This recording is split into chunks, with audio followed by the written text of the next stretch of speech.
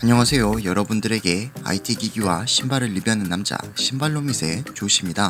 본격적인 무더위의 시작, 이 시기가 빨리 지나길 바라며 7월 첫째 주 IT 소식들에는 어떤 것들이 있을지 지금부터 함께 만나보시죠.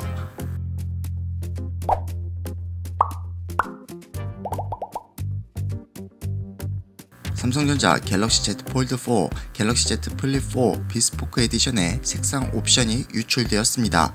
디스플레이 분석가 로스 영은 트위터를 통해 갤럭시 Z 플립 4 및 비스포크 에디션 변종은 블랙, 그린, 골드, 옐로우, 화이트, 그레이, 라이트 블루, 퍼플, 실버, 네이비 색상을 제공할 것이라고 밝혔습니다. 이 중 그레이 색상 옵션이 출시 초기 가장 높은 생산량을 기록할 것으로 예상되며 퍼플 및 골드 색상도 상당히 많은 인기를 얻을 것으로 예상된다고 덧붙였습니다. 비스포크 에디션은 삼성전자 홈페이지 내 비스포크 스튜디오에서 프레임과 전후면 색상을 선택해 취향에 맞는 색상의 조합을 구성하고 이를 주문할 수 있습니다. 블랙, 실버 등 두 가지 프레임 색상과 블루, 옐로우, 핑크, 화이트, 블랙 등 각각 5가지 전후면 색상으로 조합할 수 있으며 이를 조합하면 모두 49가지 조합이 가능해집니다. 한편 갤럭시 Z 플립 4는 8월 언팩 이벤트에서 공개될 것으로 예상하고 있으며 비스포크 에디션도 함께 공개될지는 아직 확인되지 않았습니다. 루머에 따르면 삼성전자는 갤럭시 Z 플립 4 비스포크 에디션 출시국을 작년보다 대폭 늘릴 것으로 알려졌습니다. 뿐만 아니라 2024년까지 삼성전자는 $800 미만 보급형 폴더블 폰 출시를 위한 계획과 개발에 착수한 것으로 알려졌습니다. 삼성전자가 갤럭시 S22 시리즈용 안드로이드 13 기반 원 UI 5.0 베타 펌웨어 개발을 시작한 것으로 전해졌습니다. 펌웨어 트래킹 툴에서 발견된 베타 펌웨어는 S906NK SU2ZVF6이며 갤럭시 S22 플러스 국내 모델의 펌웨어로 추정하고 있습니다. 이를 바탕으로 삼성의 갤럭시 S22 시리즈를 대상으로 예상보다 빠른 7월 중 베타 프로그램을 오픈할 가능성이 있다는 관측이 제기되고 있습니다. 해외 매체 샘모바일은 지난 4월 소식통을 인용해 삼성이 7월 안드로이드 13 및 원 UI 5.0 공개 베타 테스트를 시작하는 것을 목표로 하고 있다고 보도한 바 있습니다. 이전 보고서에 따르면 삼성은 원 UI 5.0 개발을 본격화하면서 UI 탐색 속도, 애니메이션 속도 개선에 초점을 맞추고 있는 것으로 전해졌습니다.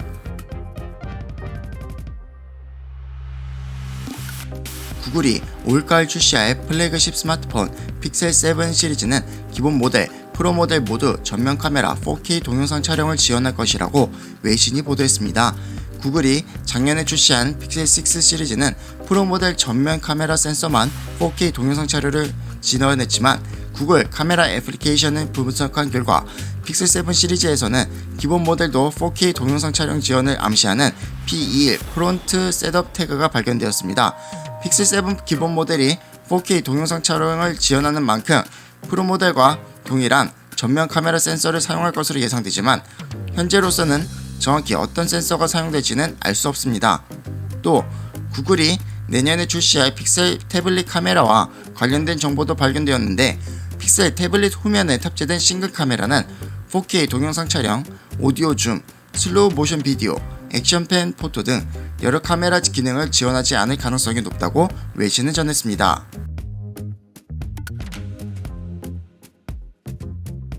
애플이 올가을 출시할 아이폰 14 시리즈의 코드명이 유출되었습니다. 블룸버그 통신 마크 거먼의 최신 파워온 뉴스레터에 따르면 아이폰 14, 아이폰 14 맥스는 각각 D27, D28이라는 코드명을 아이폰 14 프로, 아이폰 14 프로 맥스 모델은 각각 D73, D74라는 코드명을 가지고 있습니다. iOS 16에서는 맞춤형 잠금화면 기능이 새롭게 도입되면서 위젯을 표시할 수 있는데 LTPO OLED 디스플레이가 탑재된 아이폰 14 프로 라인업에서는 AOD 기능을 통해 위젯을 항상 표시할 수 있을 것으로 예상하고 있습니다. 또 아이폰 14, 아이폰 14 맥스는 아이폰 13 시리즈의 디자인뿐만 아니라 A15 칩을 계속 사용할 것으로 예상되며 내년에 출시되는 아이폰 15 시리즈부터 기존 라이트닝 포트를 버리고 USB Type-C 포트로 전환될 것으로 검언은 내다봤습니다. 참고로 최근 루머에 따르면 아이폰 14 시리즈는 글로벌 공급망 이슈로 가격 인상이 예상되고 있으며 프로 라인업의 경우에는 듀얼 홀 디스플레이, 4800만 화소 카메라 등 개선된 사양까지 독점 제공됨에 따라 전작에 비해 $100 정도 예상의 애플이 최근 공개한 M2 기반 맥북 에어와 동일한 가격이 될 것으로 예상하고 있습니다. 또 아이폰 14 시리즈는 중국 공장에서 신규 채용을 통해 양산 준비 중인 것이 확인되었습니다.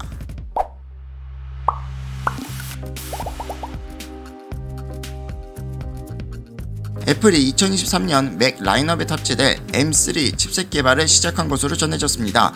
이는 블룸버그 통신 마크 거먼의 파워온 뉴스레터를 통해 알려진 것으로 애플이 개발을 시작한 M3 칩셋은 2023년 출시되는 13인치 맥북 에어, 15인치 맥북 에어, 신형 아이맥, 12인치 맥북에 탑재될 것으로 전망하고 있습니다. 또 애플은 2023년 M3 칩셋을 출시하기 전 올해 M2 프로, M2 맥스, M2 울트라, M2 익스트림 등 M2 시리즈 칩을 출시할 가능성이 있다고 전했습니다. 이 중 M2 프로 및 M2 맥스 칩은 신형 14인치 맥북 프로, 16인치 맥북 프로 모델에 탑재될 것으로 예상되며 내년 초 출시가 유력한 애플 AR, MR 헤드셋에도 M2 칩이 탑재될 것으로 예상하고 있습니다. M2 울트라, M2 익스트림 칩은 재설계된 맥 프로에 탑재될 것으로 예상됩니다. 대만 디지타임스에 따르면 TSMC는 올해 후반부터 3nm 공정이 적용된 M2 프로 및 M3 칩의 양산을 시작할 것으로 알려졌으며 최신 M2 칩셋 기반 맥북 에어가 이번 달 15일부터 고객에게 제공될 예정이며 7월 8일부터 선 주문이 시작된다고 맥 루머스가 주장했으며 이를 통해 국내에도 7월 출시가 될 것으로 보입니다.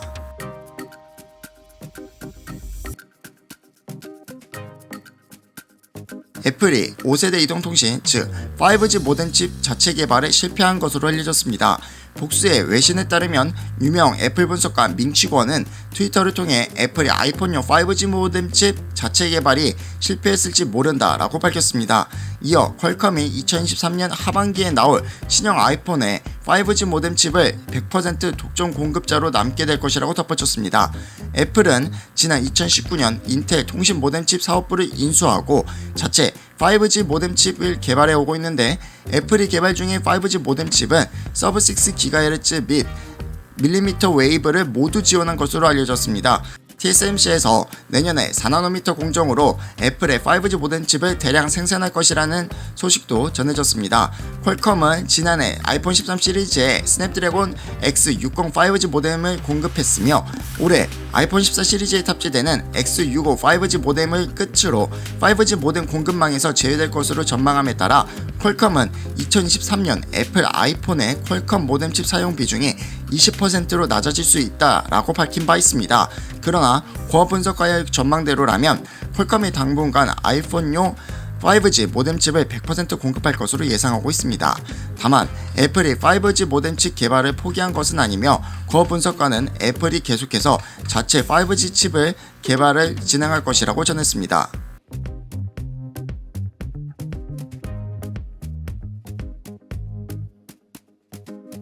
영국 반도체 기업 ARM에서 새로운 플래그십 GPU 이모탈리스 G715를 공개했습니다. 이모탈리스 G715는 모바일에서 하드웨어 기반 레이트레이싱을 지원하는 최초의 ARM GPU이며 이전 G710에서는 소프트웨어에서 처리했지만 이모탈리스 GPU는 하드웨어에서 직접 처리합니다. ARM은 세이더 코어 영역의 4%만 차지하지만 성능은 300% 이상 향상된다고 전했으며 이모탈리스 G715가 탑재된 첫 번째 칩셋은 2023년 출시될 예정입니다.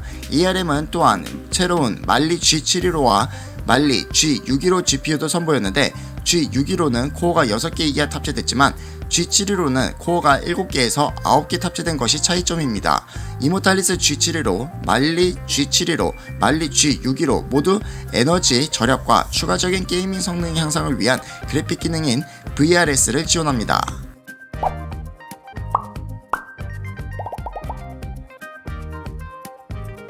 삼성전자가 세계 최초 GAA 기술을 적용한 3nm 파운드리 공정 기반의 초도 양산을 시작했다고 밝혔습니다. 삼성전자는 이번에 반도체를 구성하는 트랜지스터에서 전류가 흐르는 채널 4개 면을 게이트가 둘러싸는 형태인 차세대 GAA 기술을 세계 최초로 적용했습니다. 채널의 세계면을 감싸는 기존 핀팩 구조와 비교해 GAA 기술은 게이트의 면적이 넓어지며 공정 미사화에 따른 트랜지스터 성능 저하를 극복하고 데이터 처리 속도와 전력 효율을 높이는 차세대 반도체 핵심 기술로 손꼽힙니다. 또한 삼성전자는 채널을 얇고 넓은 모양의 나노시트 형태로 구현한 독자적 MBC FAT GAA 구조도 적용했으며 나노시트의 폭을 조정하면서 채널의 크기도 다양하게 변경할 수 있으며 기존 핀팩 구조나 일반적인 나노와이어 GAA 구조에 비해 전류를 세밀하게 조절할 수 있어 고성능 저전력 반도체 설계에 큰 장점이 있습니다. 삼성전자는 나노시트 GAA 구조 적용과 함께 3nm 설계 공정기술 공동 최적화를 통해 PPA를 극대화했습니다. 삼성전자 3nm GAA 1세대 공정은 기존 5nm 핀팩 공정과 비교해 전력 45% 절감, 성능 23% 향상, 면적 16% 축소되었고, 이어 GAA 2세대 공정은 전력 50% 절감, 성능 30% 향상, 면적 35% 축소됩니다. 삼성전자는 앞으로 고객 요구에 최적화된 PPA, 극대화된 전성비를 제공하며 차세대 파운드리 서비스 시장을 주도해 나갈 계획이라고 밝혔습니다. 지난 28일 공식적으로 출시한 엔비디아 GTX 1630의 성능 공개에 따라 메이커들의 제품이 곧 판매를 시작할 것으로 보입니다. GTX 1630은 튜링 아키텍처 기반 512개의 쿠다 코어 1785MHz의 동작 속도를 가진 엔트리급 그래픽카드입니다. 이 모델은 현재 GTX 1050ti의 대체 모델로 알려졌는데, 아이러니하게도 스펙만 본다면 2016년도에 출시된 GTX 1050ti보다 떨어지는 모습을 보여주고 있습니다. 그래서인지 공식 출시 전 성능에 관해 많은 궁금증이 있었고, 그래픽카드 메이커 중 하나인 이노3D는 GTX 1630 출시와 함께 GTX 1050ti, GTX 1050과의 비교 성능을 공개했습니다. 이노3D의 공식 테스트에서는 전반적으로 GTX 1050ti와 비슷한 성능을 보여줬으며 일부 타이틀에선 소폭 높은 결과를 보여줬습니다. 어쌔신 크리드 발할라, 컨트롤, 사이버펑크 2077과 같은 비교적 최신 타이틀에선 이 격차는 더 커진 것으로 확인되고 있습니다.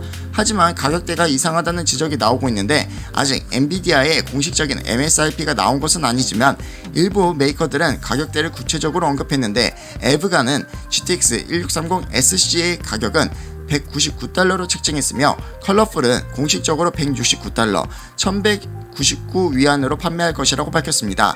성능이 비슷한 GTX 1050ti가 2016년 출시 당시 $139였는데 아키텍처 변화와 물가 상승률을 감안하더라도 메리트가 크진 않다는 의견이 나오고 있습니다. 엔트리급 그래픽카드라 메이커들도 MSRP 수준에서 판매할 것을 고려해본다면 엔비디아의 공식적인 MSRP도 $169 수준으로 예상하고 있습니다. 그나마 다행인 것은 VP8 H.265 즉 HEVC 코덱을 지원해 파스칼 기반인 GTX 1050ti보다 미디어 쪽에선 더 유리하다는 점입니다. GTX 1630의 국내 출시 일정은 아직 정해지진 않았지만 해외 메이커들의 제품이 공개되었고 구체적인 가격도 밝혔으니 조만간 국내에도 출시할 것으로 보입니다.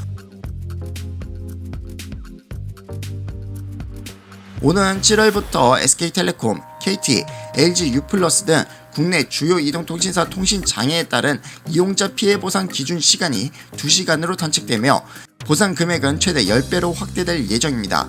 방송통신위원회는 이용자 피해 구제의 실효성 확보를 위해 주요 통신사 이용 약관을 개선한다고 밝혔습니다. 개선된 주요 통신사 피해 구제 절차 내용은 크게 3가지인데, 먼저 손해배상의 기준 시간은 단축되고 금액은 확대됩니다. 초고속 인터넷 및 이동전화 서비스 제공이 연속 2시간 이상 중단되면 손해배상을 청구하면 해당 서비스 장애 시간 요금의 10배를 배상받을 수 있습니다. 다음으로 통신 서비스가 중단되면 이용자의 신청이 없어도 다음 달에 자동으로 요금 반환이 이루어지며 이용자가 직접 신청해야 하는 손해배상과 달리 요금 반환은 이용자의 신청 없이 통신 서비스 중단 일수에 따라 월정액 요금의 일할 기준 금액을 반환 또는 감면에 부과해야 합니다. 그러나 명확하지 않은 측면으로 다음 달에 자동으로 반환된다는 점이 이용 약관에 명시됩니다. 또한 통신사 홈페이지와 고객센터 앱을 통한 통신 서비스 제공 중단, 손해배상 안내가 강화되는데 통신 서비스 중단 사고 발생의 통신사 홈페이지나 고객센터 앱에서 서비스 중단에 대한 정보나 손해배상 청구 절차나 양식에 대한 안내가 전혀 이루어지지 않고 있습니다. 앞으로는 홈페이지와 고객센터 앱에 별도의 메뉴를 신설해 이용자가 통신 서비스 중단 사고를 쉽게 확인하고 신속하게 대처할 수 있도록 할 예정입니다. 방통위 관계자는 이용약관 개정은 주요 통신사에서 과학기술정보통신부 신고 절차를 거쳐 사업자별로 전사 시스템을 개선해 7월 중 시행할 예정이며 홈페이지 개편은 8월 중에 이루어질 것이라고 밝혔습니다.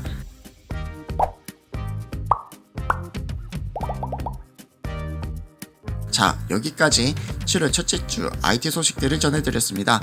결국 아이폰 14 라인업의 가격 인상은 불가피한 것으로 보입니다. 그리고 이제 통신 먹통에 대한 보상을 별다른 신청 없이 받을 수 있게 변경된 점은 너무 좋은 점 같습니다. 그럼 7월 첫째 주 IT 소식들에 대한 여러분들의 생각을 아래 댓글로 남겨주시고 좋아요, 구독까지 해주시면 감사하겠습니다. 그럼 여러분들에게 IT 기기와 신발을 리뷰하는 남자 신발로밋의 조씨는 다음 영상에서 찾아뵙겠습니다.